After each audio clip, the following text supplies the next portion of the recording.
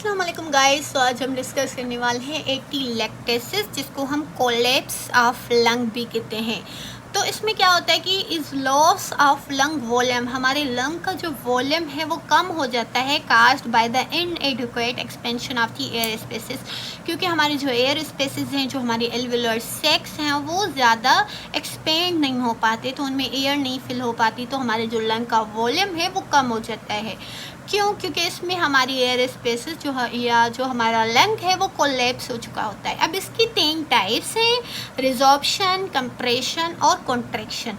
तो रिजॉर्प्शन वाली टाइप में क्या होता है कि occur when an obstruction prevents air from reaching distal Airways. अब कोई ऑब्स्ट्रक्शन आ चुकी है हमारे लंग्स में, ठीक है। फॉर एग्जाम्पल ये ब्रोंक्योल्स हैं, टर्मिनल ब्रोंक्योल्स हैं हमारे पास, यहाँ पे कोई ऑब्स्ट्रक्शन हो गई। अब ऑब्स्ट्रक्शन के काजेस क्या हैं? ऑब्स्ट्रक्शन का जो मोस्ट फ्रीक्वेंटली काज है रिजॉर्प्शन वाली एटीलेक्टेसिस का, वहाँ पे हमारे पास आ जाती है पोस्ट ऑपरेटिवली काज। उसमें क्या होता है कि हमारा म्यूकस या म्यूकोप्रोलेंट प्लग जो होता है, क्योंकि सर्जरी की वजह से जो बंदा है वो बहुत देर तक एनेस्थीसिया में होता है, तो वो अपना म्यूकस जो उसका प्रोड्यूस हो रहा होता है वो वहाँ पे प्लग बना लेता है और वहाँ पे ऑब्स्ट्रक्शन काज करवा लेता है। इस ऑब्स्ट्रक्शन की वजह से क्या होगा कि जब वो इनहेल करेगा एयर, तो वो इस डिस्टल वाले इसमें हमारे एल्विलाई में नहीं जा पाएगी। तो जहाँ पे जो पहले ही थोड़ी बहुत एयर होगी वो भी रिजॉर्ब हो जाएगी इस ब्लड में, ठीक है, इस ब्लड में चली जाएगी, वो रिजॉर्ब हो जाएगी, इसीलिए हम इसको रिजॉर्प्शन वाला टाइप कहते हैं। और दूसरे काजेज इस हमारे पास ऑब्स्ट्रक्शन के क्या हो सकते हैं?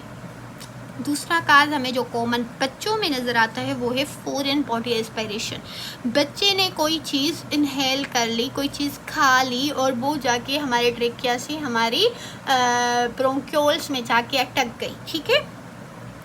तो वहाँ पे एक ऑब्स्ट्रक्शन प्रोड्यूस हो गई। जैसे बच्चे बहुत बार खिलौना ऐसे खा लेते हैं, या फिर जो है वो कोई कॉइन जो है वो खा लेते हैं, तो वो जाके उनके ब्रोंक्यूल में फंस जाती है और वहाँ पे फिर उनको सांस नहीं आ पाती। क्यों? क्योंकि ये एयर अंदर नहीं जा पाती, जो थोड़ी बहुत एयर होती है वो हमारे पास रिजॉर्ब हो जाती है। जो लंग का जो ये वाला हिस्सा है वो कोलैप्स हो जाएगा, वो अंदर की तरफ चला जाएगा, वो एक्सपेंड नहीं हो पाएगा। क्यों? क्योंकि उसमें एयर ही नहीं आ रही, ठीक है।